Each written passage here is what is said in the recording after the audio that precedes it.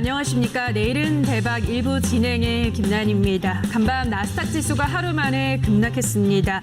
이 어린이날로 하루 휴장하고 문을 연 우리 시장도 역시나 약세장으로 마감을 했습니다.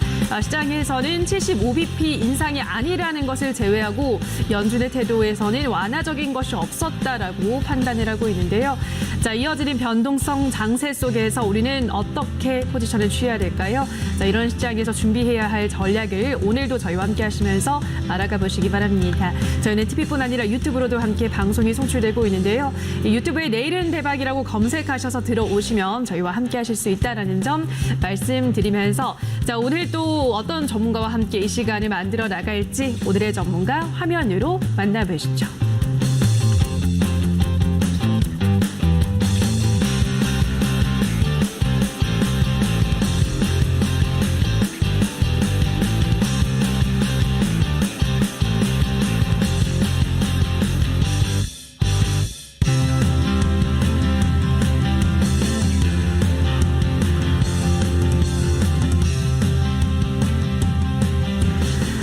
오늘은 신광섭 전문가와 함께합니다. 전문가님 안녕하세요. 네, 안녕하세요. 네, 오늘 하루 만에 문을 열었는데 시장이 정말 안 좋습니다. 그렇죠, 전문가님?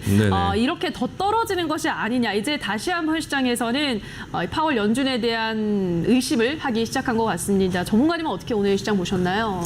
시장이 냉탕과 온탕을 좀 왔다 갔다 하는데요. FOMC 회의를 하고 나면 원래 시장이 통상적으로 그거를 그날 바로 반영을 하기도 하지만 그 다음 날에 하루 이틀 있다가 또 이제 사람의 생각이 계속 바뀌잖아요. 네, 그러니까 그렇죠. 또 하루가 지나면 또 반대로 움직이기도 하고 지금 같은 시장이 그렇게 비정상적인 거는 아니고요. 그러니까 FOMC 회의를 하고 나서 미국 시장이 올랐다고 해서 그거를 또 다시 시장이 안정화됐구나 했다 생각을 하고선 또 바로 따라갔다가는 또 어제와 같은 그런 또 불상사가 생길 수 있고 해서 FOMC 회의 같은 경우에 중요한 이슈가 있을 때는 그 변동성을 어느 정도 좀 예상을 해주긴 해야 됩니다.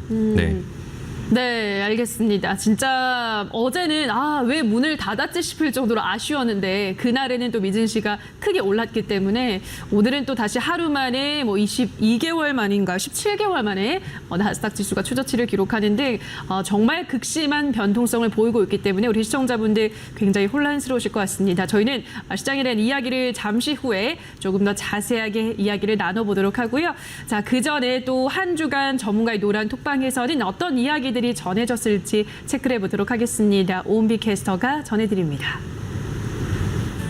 여러분 안녕하세요. 내일은 대박 일부 캐스터 오은비입니다. 오늘 출연한 신광섭 전문가의 지난 한 주가 있었던 노란 톡방 이슈 살펴보도록 하겠습니다. 첫 번째 이슈 살펴보겠습니다. 나스닥 차트를 올려줬는데요. 저점이 뚫리면서 변동성이 커질 듯한 모습이고 또 저점 매수 마인드로 느긋하게 봐야 한다고 합니다. 연준 회의가 끝나고 불확실성이 없어지면 시장은 점차 안정성을 찾아가면서 6월 중순까지는 반등하는 모습이 나올 거라고 이렇게 올려줬는데요. 신광섭 전문가가 시장을 분석하고 또 여러분에게 그에 맞는 대응 전략을 알려주는 모습을 확인해 볼 수가 있었습니다. 그럼 두 번째 이슈 살펴보도록 하겠습니다. 두 번째 이슈는요. 워런 버핏의 버크셔 주주 총회가 있었는데요. 결론은 워런 버핏은 이번 주식시장의 하락에서 역대급 투자를 진행을 했고요. 2008년에서 2009년 주가 대폭락 때와 비슷한 비중으로 주식에 강하게 투자를 했다면서 현재 시장의 위험은 크게 더 위험해질 거로 생각하기보다는 위험에 따른 주가의 조정을 기회로 보는 듯하다는 의견을 줬습니다. 그럼 다음 이슈 살펴보겠습니다. 5월 주요 일정을 올려줬는데요. 여기서 눈여겨봐야 할 일정 중 하나가 5월 10일의 미국 소비자 물가 지수 발표인데요. 앞으로 우리는 이 지수 발표에 맞춰서 또 어떤 전략을 세워야 하는지 궁금한데 잠시 후에 신광섭 전문가와 함께 알아보도록 하겠습니다.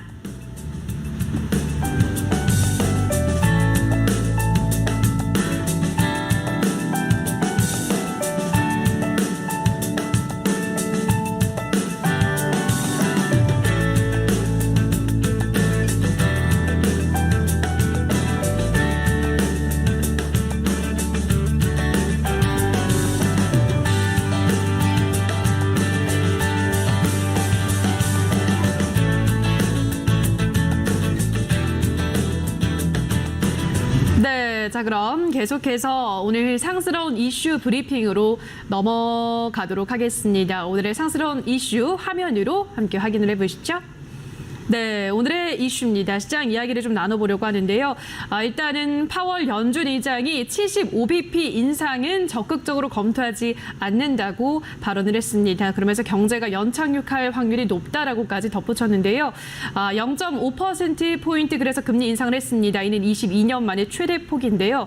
우선은 75bp 인상이 아니라고 했을 때 시장은 안도랠리를 펼치다가 다시금 시장이 그래도 0.5%포인트씩 두 번 올리는 것은 결국은 또 긴축이 아니겠느냐라고 받아들이면서 또 간밤 급락을 했습니다.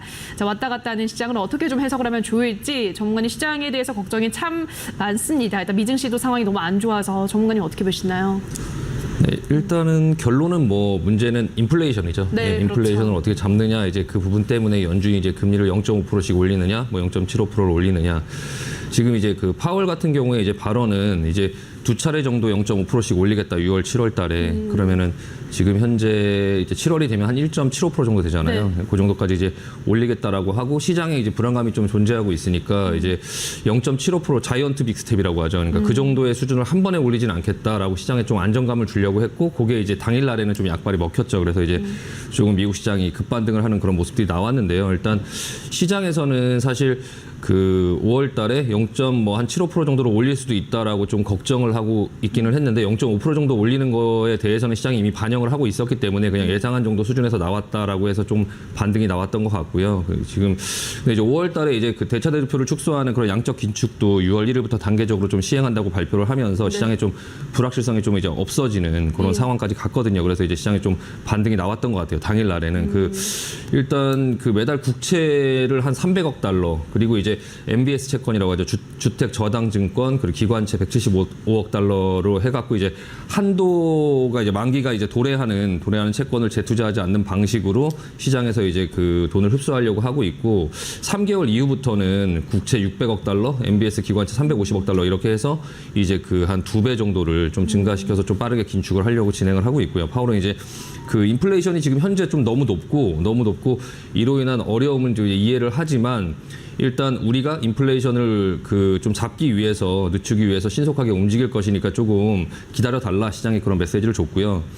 그 이런 연준이 이제 계속적으로 이런 긴축을 함에도 불구하고 미국 경제는 좀 탄탄하다. 그러니까 파월은 계속 그렇게 얘기를 하고 있어요. 다만 이제 파월이 예전에 했던 발언들이 지금 생각을 해보면 전부 좀 틀렸다는 게 이제 좀 시장에 불안감을 조금씩 주고는 있는데 일단은 틀렸다기보다는 파월이 그 정도에 되는 사람이 그걸 몰랐을 리는 없을 것 같고요. 그냥 시장에 이제 발언을 조금 시장에 친화적으로 해주면서 좀 시간을 조금 끈 게 아닌가라는 생각이 들고 그로 인해서 지금까지 주식시장은 그래도 나름대로 꽤 안정을 찾고 있었거든요.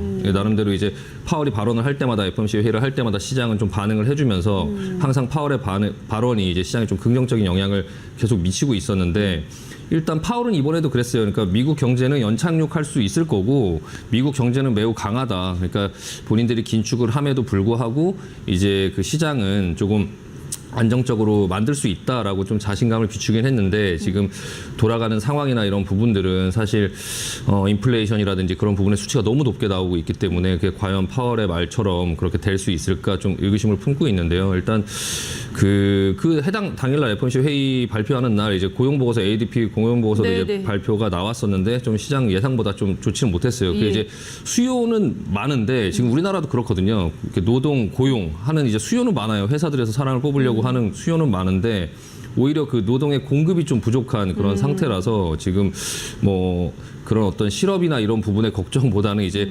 사실 좀 균형이 안 맞는 그런 부분들이 생기면서 조금 지수가 안 좋게 나왔고 미국 무역 적자는 지금 계속적으로 조금 역대 최고치를 기록하고 있고요. 일단 다만 이제 지금 이제 코로나로 인해서 상황이 조금 풀리다 보니까 이제 그 서비스업 지수 같은 경우는 예상치보다 좀 높게 나왔거든요. 그래서 일단은 향후에 지금 이제 좀 시장이 코로나로 인해서 조금 약간 풀리면서 서비스업 지수들이나 이런 부분들은 좀 좋게 나올 거고 내구재 부분 같은 경우는 아직 뭐 그 지난번에 발표가 나오긴 했었지만 이제 기존에 이제 코로나로 인해서 뭐 가전제품도 바꾸고 뭐 가구도 바꾸고 이제 했었잖아요. 그래서 내구재 소비 같은 경우는 좀 줄면서 서비스업 지수가 조금 늘어나는 그런 모습들을 보면은 조금 업종이나 이런 거를 볼 때도 뭐 서비스업 뭐 여행이라든지 아니면은 그런 항공이라든지 그런 쪽으로 조금 봐야 되지 않을까 싶습니다. 네. 네.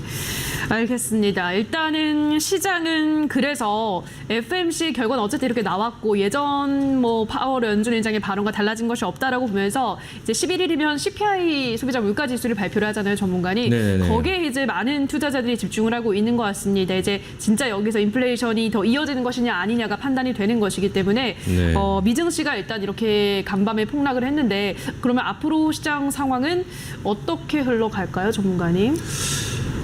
일단은 어제 미국 시장의 폭락은 그냥 FOMC 회의 이후에 나오는 그냥 진통의 과정이고 네. 조금 약간 저는 되게 자연스러운 현상이라고 생각해요. 일단은 예전 같은 경우도 FOMC 회의를 하거나 뭐 예전에 유럽에 이제 뭐 피그스라고 하죠. 그러니까 그 뭐 그리스, 뭐 이탈리아 이런 나라들이 그런 어떤 분의 문제가 생겼을 때도 유럽 중앙회의를 하고 나면 그리고 또한 이제 미국에서도 그런 FOMC 회의를 하고 나면 시장이 급반등을 했다가도 그 다음날 또 급락을 하고 그리고 나서 며칠 동안 조금 흘러내리다가 다시 안정화가 되면서 다시 올라가고 이런 경우도 굉장히 많거든요. 그래서 본인들 이제 개인 투자자분들께서 그런 어떤 회의나 이런 부분들이 있으면 비중 조절을 조금 해놨다가 그럴 때 이제 조금 나눠서 좀 대응을 하시는 그런 방법으로 하시는 게 조금 편안하실 거고요. 일단 그냥 그 금리 인상을 하는 그 50bp를 두 번이나 한다라고 하는 부분이 이제 0.75%를 안 한다라고 해서 금리 인상을 안 하는 게 아니라 어쨌든 그렇죠. 예, 한다라고 하는 부분들이 있기 때문에 그 부분을 좀 반영을 하는 것 같아요. 그러니까 금리 인상을 7월 달까지 한 1.75% 정도까지 올린다는 거에 대한 이제 반응을 좀 한 것 같고요.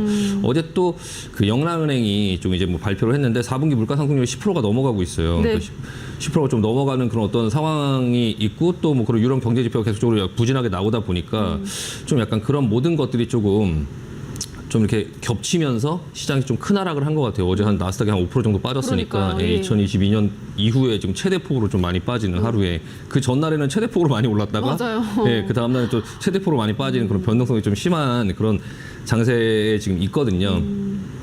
결국에 이제 물가 지표에 달렸죠. 그러니까 5월 11일 날, 그러니까 6월, 7월은 어쨌든 파월은 두 번의 금리 인상을 0.5%씩 한다라고 얘기를 했고, 그럼 7월 그 전에 이제 4월, 5월, 6월에 이제 물가 지표를 보고 또 정책을 판단을 하겠죠. 일단은 그렇죠. 7월까지는 0.5%를 올리겠다라고 이제 못을 박았으니까 그 와중에 나오는 물가 지표를 보면서 이제 7월이 끝나고 나면 8월에는 또 FOMC 회의가 없어요. 네. 그러니까 이제 9월 달에 FOMC 회의가 있으니까 아마도 7월까지 금리를 올리고 나서 8월 달, 9월 달까지 좀 상황을 이제 소비자 물가 지수나 이런 것들에 대한 상황을 보면서 그 다음 정책을 이제 결정을 할 텐데 그 정책을 결정을 할 때 그 FOMC 회의 이후에 막 급반등을 했던 이유는 그리고 나서는 좀 물가 지표가 그 안에 꺾여서 그 다음에 금리 인상을 좀 당분간 하지 않으면서 시장을 보지 않을까. 뭐 하더라도 0.25% 정도만 하지 않을까. 이제 그렇게 시장에서 좀 기대를 했었는데 네. 이제 그게 좀 생각을 또 하루를 해보니까 그게 또 아닐 것 같다라는 네. 그런 부분 때문에 지금 계속 냉탕과 온탕을 왔다 갔다 하는 것 같고요. 결과적으로는 뭐 제일 중요한 건 이제 4월 CPI, 그러니까 5월 11일 날 나오는 그 CPI가 지금의 이제 이 하락 장세, 그러니까 오늘의 어제 폭락 그리고 오늘도 이제 뭐 아까 그 들어오기 전에 나스닥 선물이나 이런 것들을 봤더니 좀 하락하고 있더라고요. 그러니까 그 5월 11일 날 나오는 그 물가 지표가 좀 정점을 지나는 모습이 보여지면은 좀 시장은 바로 안정화가 되겠죠. 바로 안정화가 될 거고. 근데 거기서 만약에 조금 또 안 좋은 상황이 나오면 조금 이제 그 시장이 조금 더 흔들리는 그런 모습이 나올 네. 텐데 일단 어떻게 나올지 아무도 알 수가 없어요. 그렇죠. 일단 중고차 거기에 나와 있는 이제 예전에 그 중고차 가격이 좀 많이 오르면서 그 CPI에 반영을 많이 네, 했었는데 네. 그 중고차 가격이 좀 꺾이는가 싶더니 최근 들어서 또 다시 좀 오른다고 하더라고요. 근데 예. 지금 러시아 같은 경우도 이제 뭐 천연가스라든지 뭐 석유라든지 이런 부분이 이제 러시아 우크라이나 사태 때문에 계속적으로 올라가는 그런 모습들이 보여지기는 하는데 네. 일단은 아마 개인 투자자분들께서 뭐 러시아의 그런 어떤 부분 때문에 에너지 가격이 계속 오르는데 그리고 뭐 식품 가격들이 계속 오르는데 그게 이제 그 물가 지표가 올라가지 않을 수가 있냐 이런 생각을 하실 수 있어요. 쉽게 네. 그냥 생각하시면. 근데 그렇지는 않아요. 왜냐하면 지금 에너지 가격 같은 경우는 계속적으로 상승을 하는 그런 부분이 $100 수준에 멈춰 있고 그리고 이제 그 작년에 이제 Y 대 Y로 보통 이제 보다 보니까 작년에 매월 계속적으로 유가가 올라왔던 게 있죠. 그러니까 네. 지금 현재 유가는 이제 어느 정도 올랐다가 옆으로 좀 평탄하게 기고 있는데 1년 전에 유가는 이렇게 올라오고 있기 때문에 이 간격이 계속 좁혀지고 있어서 그런 예. 기저효과로 인해서 물가의 그런 수치가 좀 꺾일 것 같다라고 시장에서도 좀 어느 정도 그런 부분들을 예상하고 있었는데 일단은 그 러시아 사태가 해결하기 전에는 그 뭐 에너지라든지 이런 식품 가격 이런 것 때문에 물가가 계속적으로 오를 거다라고 확정하지 말고 일단 상황을 좀 지켜볼 필요가 있어요. 제가 지금 차트가 컴퓨터가 안 보여서 그런데 일단 밀 가격이나 콩 가격이나 그리고 이제 그런 어떤 옥수수 가격이나 그런 걸 보면은 사실 그 시중에서 이제 그 언론들이 막 나오는 것처럼 계속적으로 올라가는 모양이 아니에요. 예, 유가도 지금 어느 정도 내려와서 옆으로 기고 있는 모양이고 네. 그런 식품 가격들도 어느 정도 지금 안정화되고 있는 그런 모습들이 보여지고 있으니까 일단은 그 물가가 나오는 것들에 좀 집중해서 보면서 일단 시장은 계속적으로 그 인플레이션에 집중을 하면서 변동성을 계속 보이니까 우리도 이제 그거에 조금 맞춰서 좀 보고 인플레이션이 만약에 이제 그런 정점을 지나서 좀 약간 진정이 되는 그런 모습들이 좀 어느 정도라도 보여진다면 시장은 지금 정도에서 어느 정도 저점이 나오지 않을까 싶습니다. 네. 네, 알겠습니다. 그럼 일단 다음 주에 발표가 될 CPI에 일단은 집중을 하셔야 될 것 같습니다.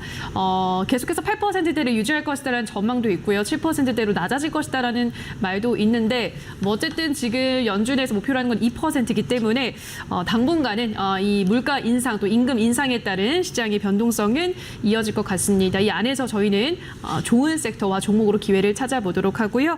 자, 그럼 오늘의 상스러운 이슈는 다시 한번 화면으로도 정리하고 오시죠.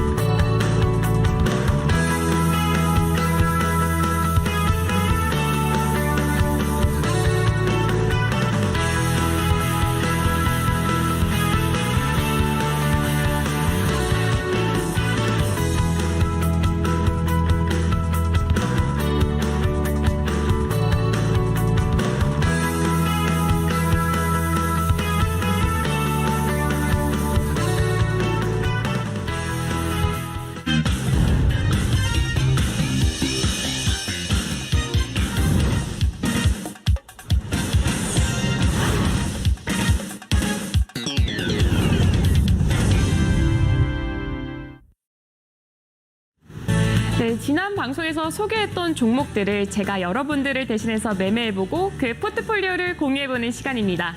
첫 번째는 에이블CNC입니다. 제가 4월 11일 날 매수를 하고 계속 보유하고 있던 종목이죠. 5월 노마스크 이후에는 매도를 해야겠다고 생각을 하고 있었습니다. 이 종목 같은 경우에는요, 단기적인 관점으로 봤던 만큼 매도 타이밍이 가장 중요했었는데요.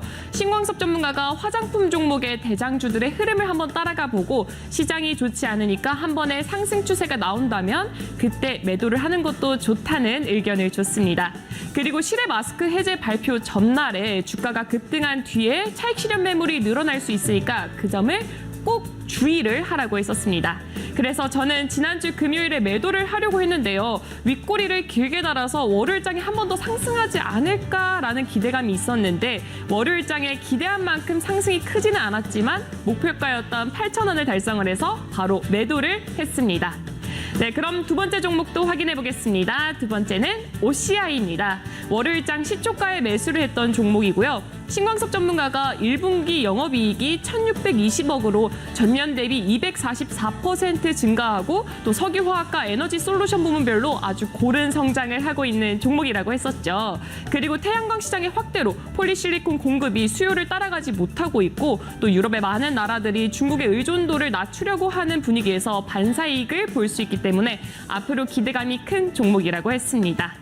방송 이후로 기관의 매수세도 쭉 이어져 있었고요. 태양광 핵심 소재인 폴리실리콘의 가격의 급등과 또 OCI가 국내에서 유일하게 폴리실리콘을 생산하기도 하니까 앞으로 길게 보면 좋을 종목이라고 생각을 해서 저는 현재까지 보유를 하고 있습니다. 네, 이렇게 지난 수익 현황을 알아봤습니다. 오늘 방송이 끝나고도 신광섭 전문가와 오늘 나왔던 종목과 이슈에 대해서 여러분과 자유롭게 나눌 수 있는 공간이 마련되어 있습니다. 큰 화면으로 만나보시죠.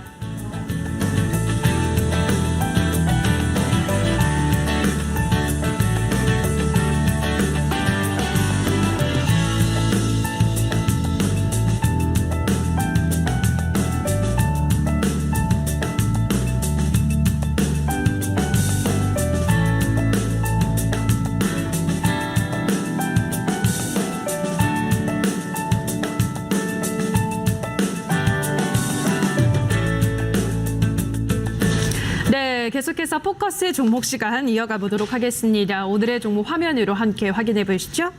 자, 첫 번째 종목은 SP혈셀입니다. 수소법 통과 기대감의 수소차 관련주들이 오랜만에 급등했습니다. SP혈셀도 오늘 일장 20% 급등하며 28,600원에 거래 마감했습니다. 다음으로는 MP입니다. 삼성전자가 메타버스 개발 의지를 피력하면서 오늘 일장 6% 오른 9,910원에 거래 마감했습니다. 다음으로는 구형테크입니다. 현대차의 자동차 바디와 셰시 부품을 공급하는 1차 협력사로 현대차 관련주로 꼽히는데요. 오늘 일장 2% 상승하며 3,890원에 거래 마감했습니다.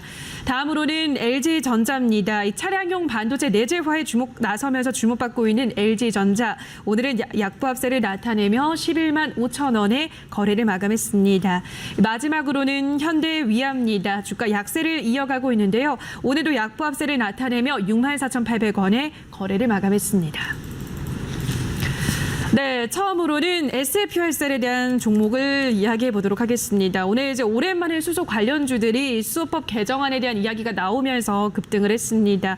이 종목은 장중에는 상한가를 쓰기도 했는데요, 조분가님. 상한가는 풀리고 20% 급등으로 일단은 마감을 했습니다. 이제 오랜만에 이렇게 시세를 냈는데 앞으로의 흐름은 어떨 거라 보시나요? 일단은 그 수소에 관련된 업종 자체를 좀 관심을 갖고 볼 필요가 있고요. 예. 네, 일단 오늘 단기적으로 이제 그 뭐 법안 통과 때문에 좀 움직이긴 했는데 이런 움직이는 모습들을 보면 지금 바로 뭐 이 자리에서 따라가자 이렇게 생각하기보다는 이런 법안 통과가 되면서 움직였던 종목들 중에 그럼 내가 수소에 관련된 종목을 하나를 편입하려고 할 때 어떤 종목을 편입을 해야 되나라는 그렇죠. 부분들을 미리 조금 살펴보는 그런 어떤 테스트의 그런 어떤 관점에서 좀 볼 필요가 있고요. 그 부분에서 보면 지금 가장 좀 적절한 종목의 SP혈셀이 좀 약간 적절해 보이더라고요. 그래서 일단은 종목들이 움직일 때 좀 세게 움직이고 다만 이제 지금 기술적으로 보면은 오늘 좀 급등이 나왔을 때 이제 끝까지 조금 상승세를 지키지 못하고 이렇게 윗꼬리를 맞는 모습이 보여졌거든요. 그럼 일단은 좀 조정이 단기적으로 나올 수 있다라는 부분들을 기억할 필요가 있고 단기적으로 여기서 바로 간다라고 생각하기보다는 조금 여유를 갖고 차후에 나중에 수소에 관련된 종목을 편입하려고 할 때 시장이 좀 괜찮아지고 하면 SP혈셀을 해야 되겠구나라고 이제 생각을 뭐 두산퓨얼셀이라든지 뭐 많은 종목이 있죠. 뭐 유니크라든지 뭐 종목이 많이 있는데 그 중에서 뭐 비나텍이라든지 뭐 그런 여러 종목들이 있지만 이게 SP혈셀이 대장이구나라는 것들을 지금 조금 파악해서 볼 필요가 있고요. 이 회사가 이제 수소연료전지 그 시스템 제조 판매 업체인데요. 일단 그 주요 제품으로 이제 건물용 연료전지 그리고 이제 발전용 연료전지를 하는데 국내 유일하게 이제 수소 그 에너지 팹리스 업체 시스템 설계 업체 그리고 이제 그 건물용 연료전지는 국내 점유율 1위 업체고요. 국내 점유율 1위 업체고 이 건물용 연료전지 시장이 한 2030년까지 연평균 한 18% 정도 상승한다고 지금 시장에서 보고 있어요. 근데 이 회사가 좀 본업도 구조적으로 좀 성장하고 있고 그리고 이제 신사업을 계속적으로 진출을 하고 있고 그리고 어떤 이 건설 비용, 뭐 투자 비용 이런 게 조금 약간 낮은 편이에요. 그래갖고 이 회사가 조금 그래도 건실하게 괜찮구나라고 볼 수 있고 지금은 물론 매출이나 그런 부분들이 크게 높지는 않아요. 지금 재무제표를 한번 보시면은 시가총액이 2천억이 조금 안 되는데 뭐 매출이나 이런 부분들이 한 400억대 정도 왔다 갔다 하고 있고 근데 다만 이제 영업이익도 크지는 않지만 이제 이런 좀 어려운 미래 기술들 같은 경우가 이제 적자를 내는 회사들이 많이 있는데 그래도 적자는 아니구나 이제 흑자를 내고 있고 그런 부분에 대한 어떤 나중에 이제 성장에 대한 어떤 기대감을 가질 수 있는 회사구나라고 좀 생각을 하시면 되고 이번에 이제 수소법을 통과한 이 부분의 핵심이 이제 그런 어떤 청정 수소를 기반으로 한 수소 발전을 조금 늘려가는 거죠. 그러니까 그런 부분들을 이제 기업들이 좀 강제적으로 할 수 있게 그런 어떤 부분들을 만드는 건데 일단 지금까지 이 회사 수소 관련된 종목들이 계속적으로 주가가 계속 지지부진하게 이렇게 밀렸어요. 네. 밀렸던 게 이제 맞아요. 수소법이 통과가 계속적으로 지연되고 있고 그런 부분들이 이제 주가 하락으로 계속 이어지면서 조금 힘든 시간을 좀 보냈거든요. 근데 이제 이게 통과가 만약에 확정이 되면은 한 내년 정도부터는 내년 초부터는 이제 그런 수소 발전 공급량을 채우기 위해서 그런 입찰 시장들이 좀 열리고 하면서 이제 기업들의 어떤 실적이 실질적으로 좀 발생을 할 수 있으니까 좀 관심을 갖고 지금부터 좀 지켜볼 필요가 있고 다만 이제 이렇게 단기간에 많이 오른 오늘 한 20% 정도 올랐는데 단기간에 이렇게 올랐을 때 계속적으로 오르는 때 따라가지 말고 앞전에도 보시면은 이렇게 상승이 중간중간에 이제 윗꼬리를 맞고 이렇게 상승이 나온다 하더라도 또 밀려내려고 하는 그런 부분들이 계속 나오거든요. 그러니까 이런 모습을 조금 생각을 하고 이렇게 올라가다가도 이렇게 밀릴 수 있겠구나라는 부분을 좀 생각을 하면서 좀 느긋하게 접근을 하자. 지금 시장 자체도 그렇게 좋지가 않잖아요. 시장 자체도 변동성이 좀 큰데 일단 오늘 조금 이렇게 급등을 하는 모습이 나온 이후에 이제 조정이 나오는 모습을 보면서 천천히 조금 접근할 필요가 있고 이제 향후에 수소 시장이 조금 어쨌든 간에 열리긴 열릴 텐데 그 부분에서 우리나라가 조금 계속적으로 많은 회사들, 대기업 포함해서 많은 회사들이 이제 이쪽으로 조금 투자를 많이 하려고 하고 있어요. 그래서 저도 수소 관련된 업종들을 항상 좀 기억을 하고 눈여겨서 보고 있는데 오늘 그런 어떤 이 계기로 인해서 이 S&P 월세를 좀 관심 갖고 봐야 되겠구나라고 지금 생각을 하고 있으니까 지금 당장 따라간다라고 하기보다는 차후에 좀 지켜보다가 차후에 수소 관련된 어떤 부분들이 좀 주목을 받을 때 그때 잊지 말고 S&P 월세를 한번 해보자라고 말씀드리고 마무리하겠습니다. 네, 일단은 오늘 이제 오랜만에 수소 관련주들이 주목을 받았습니다. 수소법 개정안 덕분인데 이 수소법 개정안이라는 것이 이제 2050년 탄소 중립을 위해서 청정수소 경제 전환을 한다라는 것이 골자기 때문에 계속해서 앞으로도 이슈가 될 것 같습니다. 차기 정권에서도 수소 산업 육성을 중점 과제로 내세운 만큼 일단 오늘 우리 시장에서 수소 관련주 중에서는 S&P500이 대장주구나라는 것을 인지를 하시고 조금 조정을 받았을 때 들어가는 게 좋다. 올라갈 때 따라잡지 말자라는 의견 전달해드렸습니다. 자, 그럼 다음 종목을 또 보도록 하겠습니다. 이번엔 MP인데요. 메타버스 관련주입니다. 이번에는 삼성에서 이 개발 의지를 피력을 하면서 오늘장 주목을 받았는데요. 이미 사실 지난 주주총회에서 메타버스 그리고 로봇을 육성한다라고 밝혔습니다. 전문가님. 네. 그렇죠. 네, 이 로봇은 잘 나가는데 요즘 메타버스 관련주들의 흐름이 그렇게 좋지가 않잖아요. 네. 워낙 성장주기 때문에 이럴 때가 기회일까요? 어떻게 보시나요? 메타버스도 이제 미래에 굉장히 이제 조금 여러 기업들이 굉장히 조금 주목하는 이제 그런 어떤 분야이기 때문에 뭐 수소에 못지않게 좀 관심을 갖고 지켜볼 필요는 있어요. 근데 네. 이제 예전에 미국 회사들도 이제 메타버스 대장주 뭐 로블록스라든지 뭐 유니티라든지 그런 회사들이 굉장히 많이 조정을 받고 있거든요. 네. 우리나라 회사들도 이제 메타버스 다른 종목들은 조금 조정을 많이 받고 있어요. 근데 오늘 이제 메타버스에 관련된 그런 어떤 그 분야에 좀 언급이 나오니까 MP가 이제 한 6% 정도 장중에는 더 많이 올랐었거든요. 네, 그런 반응을 이제 보였는데 일단 차트를 한번 보시면은 이 MP라는 종목을 조금 관심을 갖고 볼 필요가 있겠구나라는 생각이 들어요. 일단은 이 메타버스 관련된 업종 중에는 이제 대장이고 아까 S&P 월셀처럼 이 종목도 나중에 메타버스에 관련된 어떤 부분에 투자를 하려고 하면 MP라는 종목을 해야 되겠구나라는 생각이 지금 들고요. 일단 이 회사는 이제 그 회사 자체도 좀 탄탄한 편이에요. 그러니까 광고 위즈웍 스튜디오라는 회사가 이제 그 대주주인데 예. 그 승리호라는 이제 그 넷플릭스 그 영화의 그런 어떤 특수 효과를 담당했던 업체거든요. 네. 그 업체가 이제 이 자회사인데 이제 MP가 이 뭐 광고 콘텐츠 기획이라든지 제작 솔루션을 보유한 그런 업체인데 이 업체가 이제 그러니까 XR 기술이죠. XR 기술. 그러니까 확장 현실 이 부분에 대한 분야가 이제 메타버스랑 좀 연계가 가능하다라고 해서 이제 MP가 좀 주목을 받는 거고요. 그 XR 이제 스테이지 기술이라는 게 그 실제 세트가 없이 뭐 뉴스룸 같은 거를 만들고 그리고 이제 뭐 뮤직비디오 이제 배경이 되는 어떤 그런 가상 공간을 구현할 수 있으니까 이제 그 메타버스라는 게 이제 그런 자기의 그런 어떤 아바타들이 막 돌아다니잖아요. 네, 가상 공간을. 그러니까 그런 가상 공간을 만들 수 있는 그런 회사거든요. 그래서 이 회사도 이제 여러 대기업들도 이 회사를 많이 주목하고 있어요. 그러니까 우리나라 같은 경우도 네이버라든지 이제 YG 엔터테인먼트 그리고 이제 모 회사죠. 위즈웍 스튜디오를 이제 합쳐갖고 이 회사들이 YNCNS라는 합작 범위를 만들었거든요. 네. 그걸 만들어서 이제 그런 첨단 스튜디오를 개발하는 그런 프로젝트를 진행하고 있고 또 미국의 이제 멀티미디어 솔루션 1위 업체 이제 디버시파이드라는 그 회사하고 이제 업무 협약을 체결했어요. 이 MP라는 회사가. 그래서 XR 기술을 좀 공동으로 연구 개발을 하고 이제 글로벌 그런 XR 콘텐츠를 제작하고 XR 시스템을 구축하고 그러는 이제 글로벌 그런 메타버스 비즈니스를 위한 상호 협력 을 하고 공동 사업을 추진할 계획이다 이렇게 하면서 예전에도 좀 상승이 나왔었거든요. 앞전에 상승이 좀 나왔었는데 일단 이 회사의 기술적인 어떤 부분들을 보면 한 번 상승이 나오고 좀 눌렸다가 두 번째 상승이 나오고 나서 그리고 나서 이제 조정을 좀 길게 받고 있는데 일단 이 앞에 이제 이 상승이 좀 크고 그리고 나서 조정이 나오다 보니까 이렇게 중간중간에 좀 상승했다 내렸다 상승했다 내렸다 이런 과정이 좀 있을 거예요. 이렇게 있다가 나중에 어떤 이제 메타버스에 대한 분야가 또 주목을 받으면 이 앞전의 고점을 좀 넘기면서 좀 상승할 수 있지 않을까라는 기대감이 좀 생겨요. 왜냐하면 이게 만약에 그렇지가 않다라고 하면 이 회사는 지금 이렇게 밑으로 계속 흘러내렸을 거예요. 이렇게 밑으로 흘러내렸을 텐데 지금 이 정도에서 잡아주고 있거든요. 그래서 일단 한 8,000원 정도 초반대에 오면 한 8,400원, 8,500원 정도가 오면은 일단은 이 메타버스에 좀 관심이 있다. 나는 메타버스 분야가 차후에 좀 주목을 받을 수 있다. 페이스북도 이름을 메타라고 바꿀 만큼 네. 이제 아직 가시적인 성과가 보이지는 않지만 어쨌든 굉장히 집중하고 있는 그런 분야다 보니까 나는 이 분야에 꼭 투자를 하겠다라고 하면 일단은 지금은 좀 그렇고 지금은 오늘 상승이 나오다가도 지금 다시 이렇게 윗꼬리를 맞는 게 매물 소화가 필요해요. 매물 소화가 필요하고 이런 과정들을 몇 번 더 겪어야 되기 때문에 한 하단부 한 8,500원 정도 수준부터는 좀 메타버스에 좀 관심이 있다면 이 MP라는 종목을 최우선적으로 조금 편입을 해볼 수 있고 그리고 나서 그 이후의 상황을 좀 봐야 되긴 하겠지만 어쨌든 한 9,000원 이하 8,500원 정도 오면은 이 메타버스 부분에 관심을 가지시는 분들은 조금 한번 MP라는 종목을 관심 있게 보자라고 말씀드리고 마무리하겠습니다.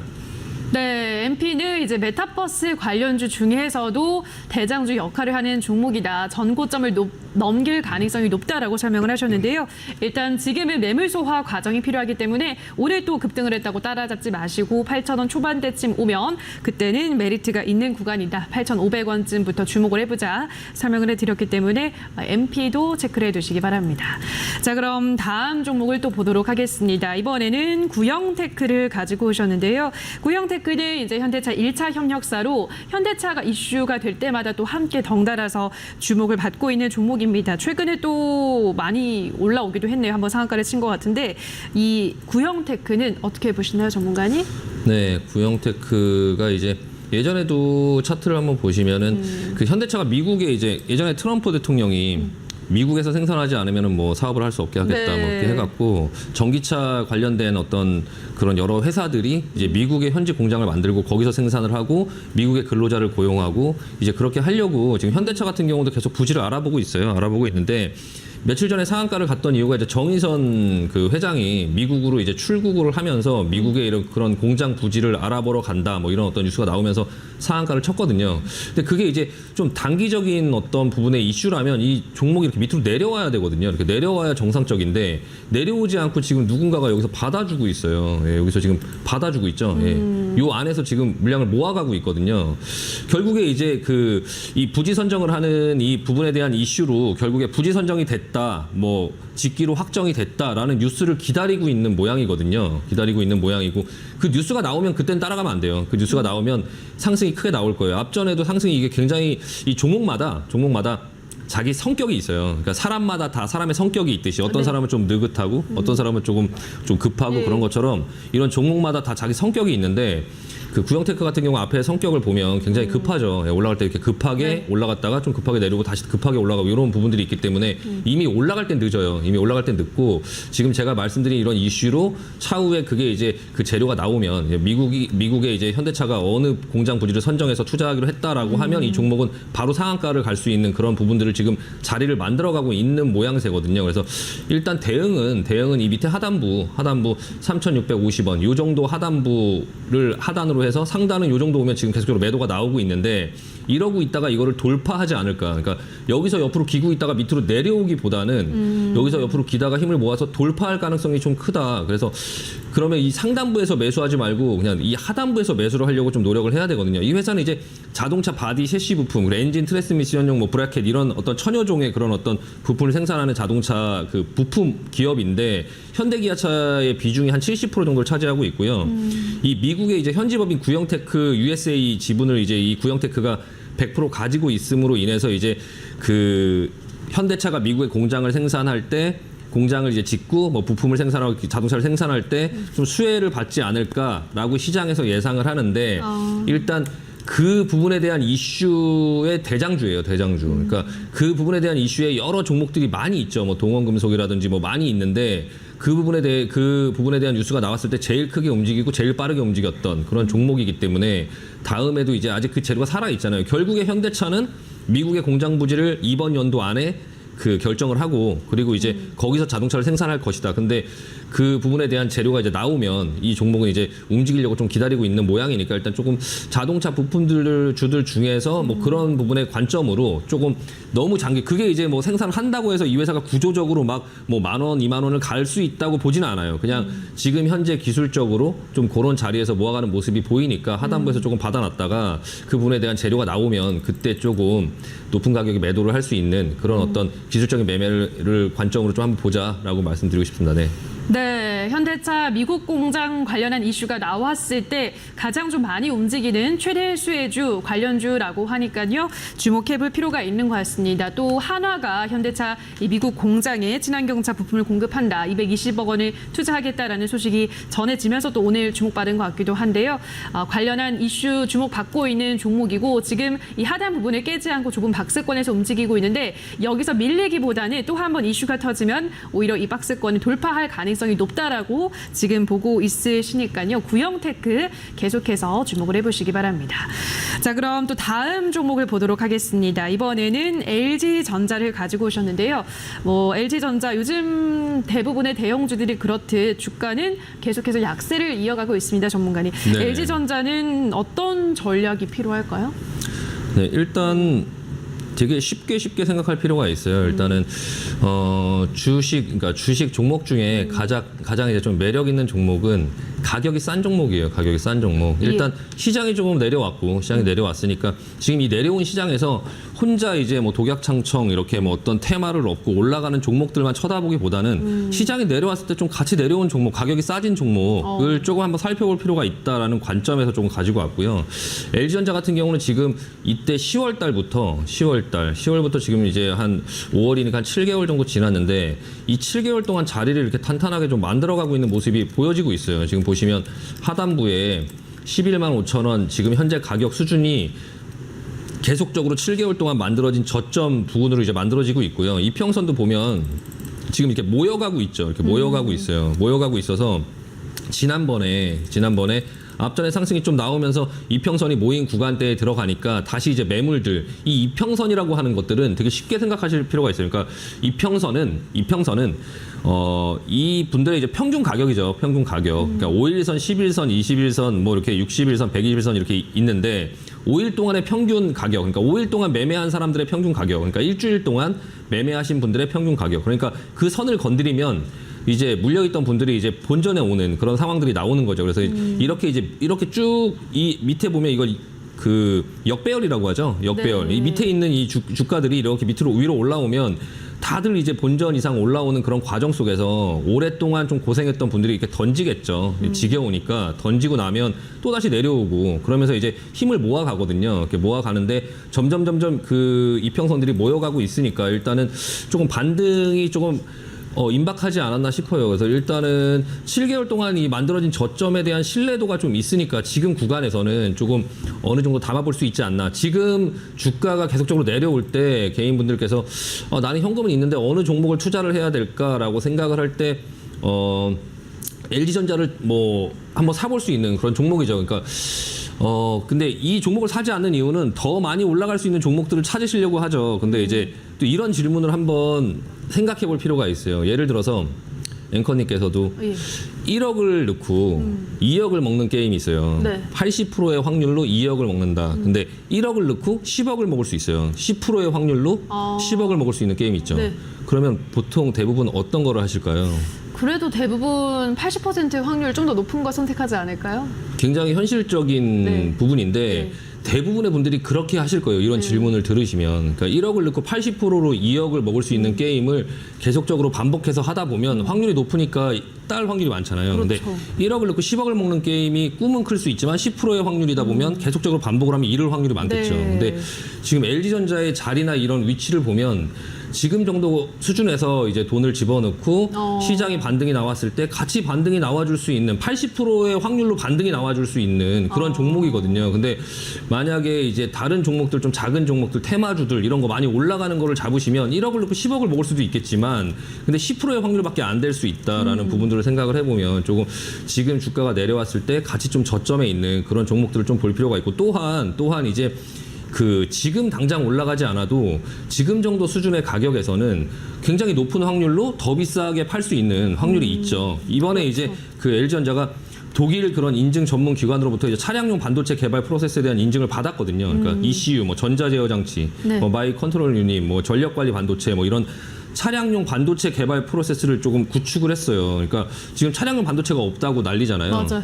예, 이게 차량용 반도체가 이제 여러 다품종 소량 생산이기 때문에 여러 큰 반도체 업체들이 잘 접근하지 않는 그런 어떤 영역이다 보니까 지금 이제 일시적인 그런 공급 병목 현상에서 차량용 반도체가 부족하면서 이제 차량이 출고가 안 되고 중고차 가격이 올라가고 막 이런 현상들이 지금 계속적으로 나오고 있거든요. 근데 LG전자가 이제 그 자동차 전장 사업을 하잖아요. 전장 사업의 핵심이 결국에는 차량용 반도체니까 그렇죠. 그것까지 이제 LG전자가 지금 그런 어떤 반도체 그런 개발 그 역량까지 좀 확보를 한다라고 하면 굉장히 회사에 긍정적이지 않을까. 미래의 그런 어떤 성장 가능성이나 이런 부분들은 있지 않을까. 다만 이제 지금 주가가 조금 약간 지루한 모습이긴 하지만 뭐 어쨌든 내가 여윳돈으로 투자를 한다라고 하면 나는 이 주식에 대한 만기가 없으니까 조금 좀 기다림을 갖는다라고 생각을 하면 그 기다림의 시간이 오히려 생각보다 굉장히 빨리 올 수 있어요. 네. 그러니까 대부분 저도 그냥 오래 기다려야지라고 생각하고 투자를 했는데도 생각보다 굉장히 빨리 주가가 네. 올라가는 경우도 많이 있거든요. 그러니까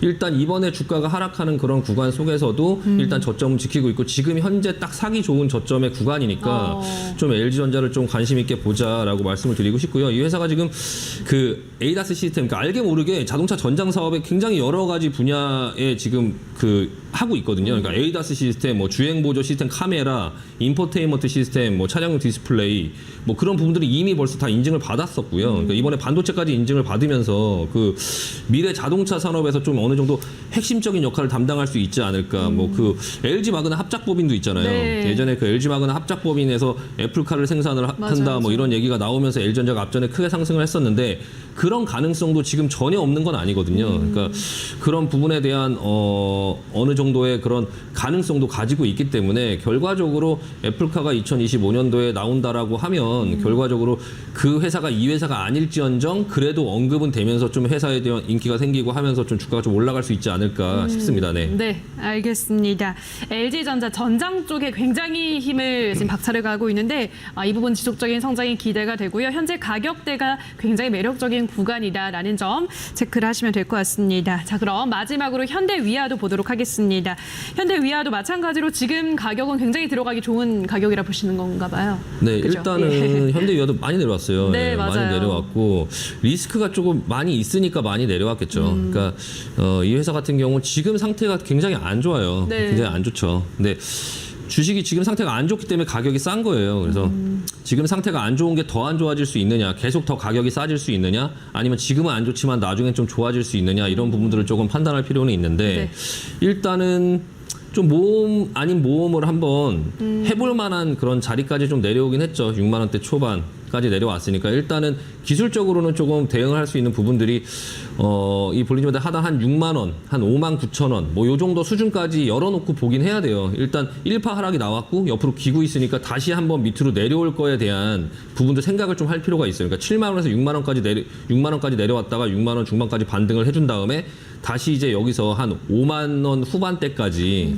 다시 내려올 수도 있다라는 거를 생각하고 대응할 필요가 있고요.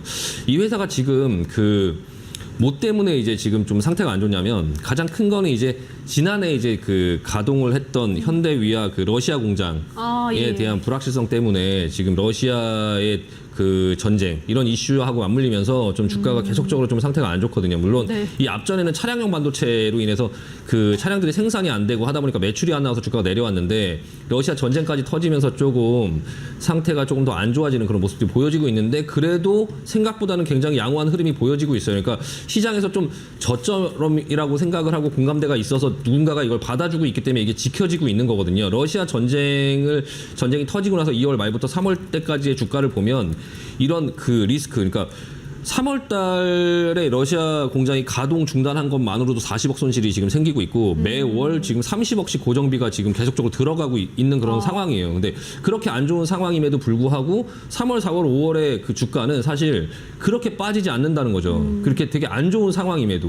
그러니까 누군가가 이걸 지금 받아주고 있다는 거예요. 저점이라고 인식을 하고 있다라는 거죠. 그러니까 이 회사 같은 경우도 지금 당장은 그런 러시아 뭐 공장 가동에 대한 손실이라든지 뭐 루브라 통화 가치 변동 뭐 이런 부분들 그리고 이제 1분기에 루브라 외환 평가 손실이 340억이 지금 반영이 됐거든요. 근데 그게 만약에 루브라가 지금 그 러시아의 뭐 가스나 석유를 살려고 하면 루브라로 결제를 해야 된다. 뭐 이런 부분들의 얘기가 나오고 하면서 루브라가 조금 어느 정도 안정화되는 모습이 다 보여지고 있거든요. 그게 만약에 좀 안정화된다면 1분기에 반영했던 그 340억의 손실이 평가이익으로 전환될 수도 있어요. 2분기에. 그래서 1분기에도 실적이 좀 생각보다 좋게 나오면서 주가가 네, 조금 맞아요. 반등이 나왔었죠. 나왔는데 그런 부분들을 미리 알고 있던 분들이 좀 사셨다가 거기서 이제 좀 차익 실현을 하면서 다시 주가 밑으로 내려왔는데요. 근데 좀 약간 중장기적으로 보면 2023년도부터 그 EGMP 그 플랫폼이죠. 그러니까 현대차의 그 전기차 플랫폼. EGMP 차종의 그 냉각수 모듈이라든지 통합 열 관리 시스템을 이제 공급할 계획에 있고 이 현대차 그룹이 전환하고 있는 과정 속에서 중장기적으로 좀 사업 기회 좀 확대 가능성이 굉장히 크게 열려 있는 회사가 아닐까. 지금부터 조금 약간 저점일 때 나중에 올라가고 나서 후회하지 말고 지금 저점일 때 조금씩 네. 조금씩 관심 갖고 지켜보자라고 말씀드리고 싶습니다. 네. 알겠습니다. 현대위아 지금 누군가는 저점이라 인식을 하고 물량을 받아주고 있다라는 점 체크를 하셔야 될 것 같습니다. 자, 여기까지 오늘의 포커스 종목 살펴보셨는데요. 다시 한번 화면으로도 기억하고 오시죠.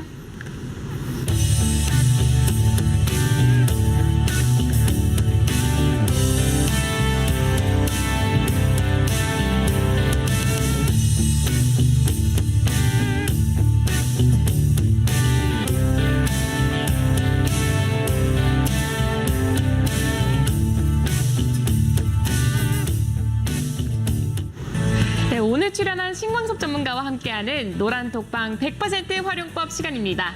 장전에는요, 미증시 마감 시황과 국내 증시 주요 이슈를 제공하고 있고요.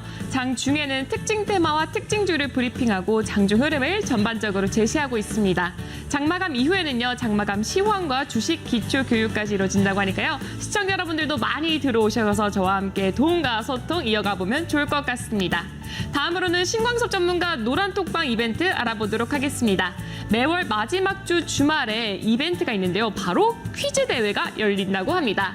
여러분도 이 다양한 정보와 이벤트 함께 할 수 있는 방법 알려드리겠습니다. 지금 화면 우측 하단에 보이는 QR코드를 통해서 들어올 수 있고요. 핸드폰 기본 카메라 실행시켜서 이 QR코드에 가져다 대기만 하면 함께 할 수 있습니다. 다시 한번 큰 화면으로 만나볼게요.